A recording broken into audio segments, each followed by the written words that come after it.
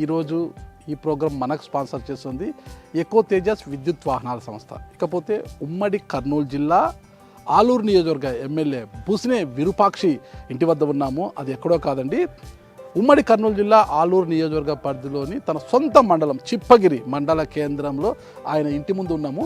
మామూలుగా ఇప్పుడు ఎమ్మెల్యేలుగా గెలిచినట్టునే ఎమ్మెల్యేలందరూ కూడా పెద్ద పెద్ద సిటీస్లో, కర్నూలు జిల్లా వాళ్ళు అయితే ఎక్కువగా కర్నూలులోను లేదంటే నంద్యాలలోనూ ఎక్కువగా కాపురం ఉంటారనమాట.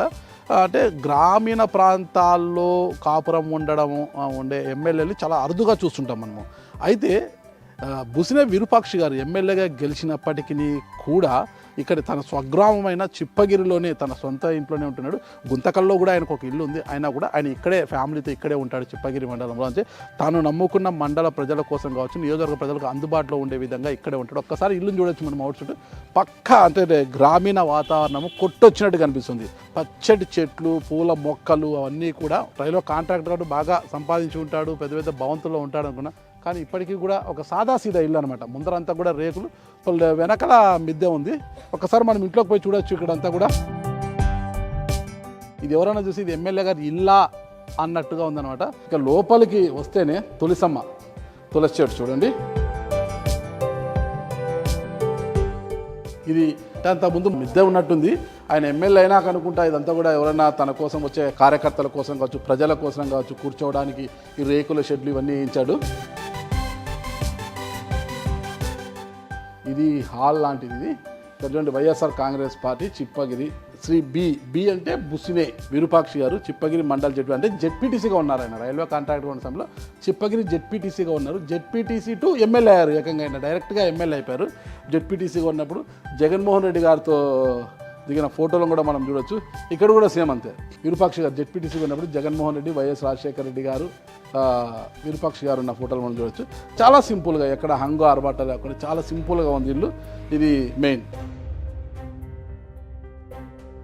మామూలు ఎమ్మెల్యేలు అంటేనే పెద్ద పెద్ద భవంతుల్లో ఉంటారన్నమాట. హంగు ఆర్బాటాలు, ఓహో ఆహా అని ఉంటారు కదా. ఏం లేదు, చాలా సింపుల్గా. అది ఆయన చూస్తేనే, ఇల్లు చూస్తేనే అర్థమవుతుంది బుసినే విరూపాక్షి గారు ఎంత సింపుల్గా ఉంటారు అసలుకి. TV stand. ఇప్పుడు ఎవరైనా ఎమ్మెల్యేలు లేకపోతే ఇంటీరియర్లే కోట్ల రూపాయలు విలువ చేస్తుంటారు. వాళ్ళ ఇంట్లో ఇంటీరియరే అంత ఖరీదుతో ఉంటుంది. సాదాసీదా జీవనం గడుపుతున్న ఎమ్మెల్యేలను మనకు చాలా అరుదుగా కనిపిస్తుంటారు. వాళ్ళల్లో బుసినే విరూపాక్షి గారు కూడా ఒకరు. ఇక్కడ మళ్ళీ లోపలికి వస్తే పూజ గది, చిన్న డైనింగ్ హాలు, వంటగది కూడా చూడండి. చాలా సామాన్యంగా ఉంది కిచెన్ కూడా. ఇది ఒక చిన్న బెడ్రూమ్. ఎంత చూడండి, చిన్న బెడ్రూమ్. ఇంకా సాదాసీదా ఎమ్మెల్యేలు కూడా ఉంటారా అనిపిస్తుంది. రైల్వే కాంట్రాక్టర్గా ఉండి ఇప్పుడు ఎమ్మెల్యే అయ్యారు. ఇంకొకటి కూడా ఒక చిన్న బెడ్రూమ్. ఇది కూడా మామూలుగా చూస్తుంటాం కదా, పల్లెటూరులో వెళ్తే ఎక్కడైనా వెళ్తే ధాన్యం అంతా కూడా బస్తాలు పెట్టింటారు. అట్లా ధాన్యం చూడండి, ధాన్యం కూడా అట్లా మూటలు పెట్టేశారు. ఇక్కడ సింపుల్గా చూడండి, చిన్న బెడ్రూములు 2, ఒక హాలు. చిన్న బెడ్రూములు, ఒక హాలు. చాలా సింపుల్గా సాదాసీదా జీవనం గడుపుతున్నారు ఎమ్మెల్యే బుసినే విరూపాక్షి గారు. ఇది వాళ్ళ తమ్ముడు ఉంటాడు. అంటే ఇదింత పోర్షన్లోనే ఇద్దరు అన్నదమ్ములు, ఇద్దరు ఎంత సర్దుబాటుగా, ఎంత అన్యోన్యంగా ఉన్నారు చూడండి. ఇది ఒక చిన్న ఇల్లు. అన్నదమ్ములు ఇద్దరు కూడా ఎంత సర్దుబాటు చేసుకొని ఎంత అన్యోన్యంగా ఉన్నారు. ఇంత సాదాసీదా జీవనాన్ని గడుపుతున్న ఎమ్మెల్యే బుసినే విరూపాక్షి గారిని ఇప్పుడు ఆయన కాంట్రాక్టరు, తర్వాత జెడ్పీటీసీ, ఎమ్మెల్యేగా గెలిచాక పరిస్థితి ఎలా ఉంది ఏంటి అన్న పూర్తి వివరాలు ఆయనతో మనం ఇప్పుడు ఇంటర్వ్యూ చేయబోతున్నాము. ఆ ఇంటర్వ్యూలో పూర్తి వివరాలు తెలుసుకుంటాం. ప్రస్తుతం ఆయన మాలలో ఉన్నారు. ఆయన నేను అడిగాను కాబట్టి ఆయన నాకు ఇంటర్వ్యూ ఇవ్వడానికి ఒప్పుకున్నారు. ఓకేనా, ఆయన అడిగి పూర్తి వివరాలు తెలుసుకుంటాం. ఓకేనా, ఒక్కసారి వచ్చేయండి ఇంటర్వ్యూ. బాగున్నారు కదా? మాలో ఉన్నారు. మండలమా? మండలమా? ఓకే. ఉన్నారు కదా. విరూపాక్షి గారిని అడిగి మరిన్ని వివరాలు తెలుసుకుంటాం. ఏమన్నా ఒక 1/2 అవర్ టైం ఇస్తావా? మీ యొక్క పొలిటికల్ జర్నీ గురించి కాసేపు మాట్లాడదాం మనము. ఓకేనా? విరూపాక్షి గారు, ఎలా ఉంది ఎమ్మెల్యేగా గెలిచిన తర్వాత లైఫ్ ఎలా ఉంది? లైఫ్ ఎలా ఉందంటే లైఫ్ ఎట్లా ఉంటుంది, మామూలుగా ఉంది. ఏం కొత్తగా మనకి మేము అనిపించలేదు. కానీ ఎమ్మెల్యేగా గెలిచిన తర్వాత అందరూ కూడా సిటీస్లో పోయి సెటిల్ అవుతుంటారు కదా. అంటే మామూలు కర్నూలు జిల్లా వాళ్ళు అయితే కొంతమంది బాగా ఎక్కువ అయితే హైదరాబాద్లోనే ఉన్నారు. ఇప్పటికి కొంతమంది హైదరాబాద్కి ఇక్కడికి అప్ అండ్ డౌన్ చేస్తున్నారు అనమాట. కొంతమంది కర్నూలులో స్థిరపడ్డారు. మీరు మాత్రమే చిప్పగిరిలోనే ఉన్నారు, ఈ గ్రామీణ ప్రాంతంలో ఇక్కడే ఉన్నారు.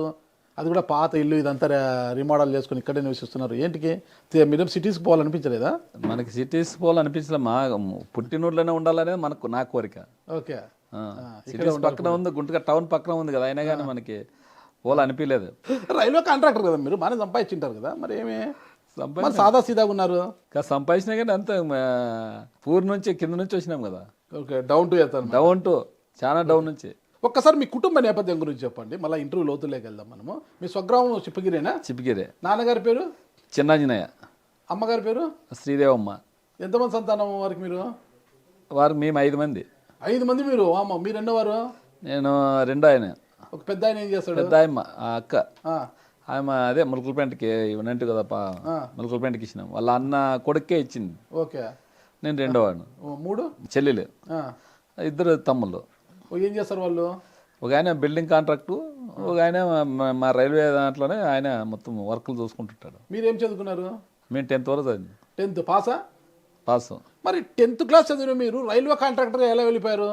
అట్లే మామూలు ఫస్ట్ సూపర్వైజర్ కింద పోయినాము. సూపర్వైజర్గా పనిచేసి. ఎవరి దగ్గర? జయేష్ రవీంద్ర అని ఉండే ఒక ఆయన. ఓకే. ఆయన దగ్గర మనం సూపర్వైజర్గా పోయినాము. తర్వాత అట్లే మేము ఈయన కాంట్రాక్టర్ మామూలు పరిచయం ఉంది ఆయనతో మీకు? బాగా ఫుల్ క్లాస్ మాకు. అవునా? ఉన్నారా ఆయన? లేదు, చాలా ఏం లేదు, చనిపోయింది. ఆయన వాళ్ళ కొడుకులు ఉన్నారు. వాళ్ళు ఉన్నప్పుడు కాంట్రాక్టర్లు కొద్దిగా పారదర్శకంగా ఉండాలి అంతే. కాంట్రాక్ట్ వర్కులు కానీ టెండర్లు కానీ పారదర్శకంగా. తర్వాత కదా అంతా వచ్చేసి రాజకీయాలు ఎప్పుడైతే లోపలికి వాళ్ళు చేసేవన్నీ మామూలు ఏదన్నా డిపార్ట్మెంట్ల ద్వారా తీసుకొని చేసేవాళ్ళు.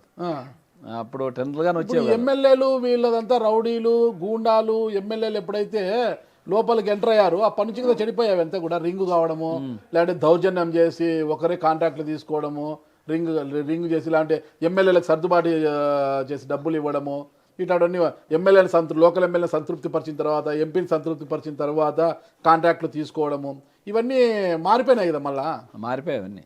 తర్వాత మీరు అలవాటు పడిపోయారు దానికి. అట్లే మేము అట్లే వర్క్లు చేసుకుంటున్నాము. అట్లా ఆ ఫీల్డే అట్లే తెలుసు కాబట్టి అట్లే వర్క్లేకి.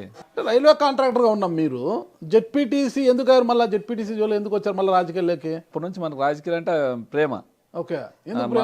ఎందుకు మన రాజకీయం అంటే రాజకీయం ఎలక్షన్ వరకు రాజకీయం చేస్తుంటే తర్వాత మా వర్క్లు మేము చేసుకుంటున్నాయి వాళ్ళు. ఓకే. అంటే మీరు రాజకీయాలకు రావడానికి మీ మామ గుమ్మనూరు జయరాం గారు వాళ్ళ సోదరులంతా ప్రోత్సహించారు బాగా? వాళ్ళే మేము పోచేసినట్లే.